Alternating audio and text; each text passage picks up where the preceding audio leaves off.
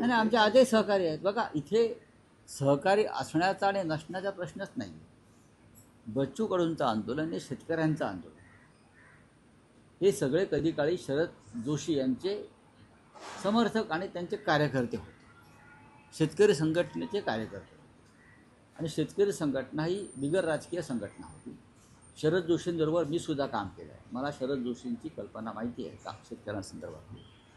प्रत्येक शेतकऱ्याचा आणि प्रत्येक पक्षाचा पाठिंबा शेतकऱ्यांच्या प्रश्नावरती एकत्र असायला पाहिजे. रावसाहेब, या आंदोलन प्रकरणी आता मंत्री बावनकुळे मध्यस्थी करणार आहे.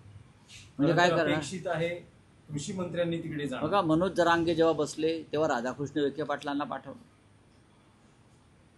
त्यानंतर आता बच्चू कडूंच्या संदर्भात बावनकुळे जाणार. मग मुख्यमंत्री काय करतात? शेतकऱ्यांना तरी सामोरे जा. या राज्याच्या शेतकऱ्याची तुमची प्रजा आहे, तुम्ही त्यांना तरी सामोरे जा. तुम्ही त्यांनाही सामोरे जायला घाबरताय, तुम्ही कसले? मग तुम्ही सामोरे कोणाला जाताय? तर आमच्यासारख्या राजकीय विरोधकांवर तुम्ही हल्ले करताय, खोटे गुन्हे दाखल करताय, कार्यकर्त्यांना दडपशाहीने तुरुंगात टाकताय. शेतकऱ्यांसमोर जाण्याची हिंमत दाखवा स्वतः. बावनकुळ्यांना कशाला पाठवते?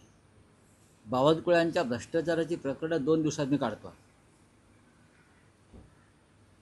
बावनकुळ्यांच्या, मी परत रिपीट करतो, बावनकुळ्यांचे घोटाळ्याने भ्रष्टाचाराची प्रकरणं मी 2 दिवसात बाहेर काढतो. जाऊ द्या आठवडा, होते फाईल तयार. तुम्ही त्यांना पाठवता. त्यांची प्रॉपर्टी विकली तरी शेतकऱ्यांचा 7 बारा पुरावा.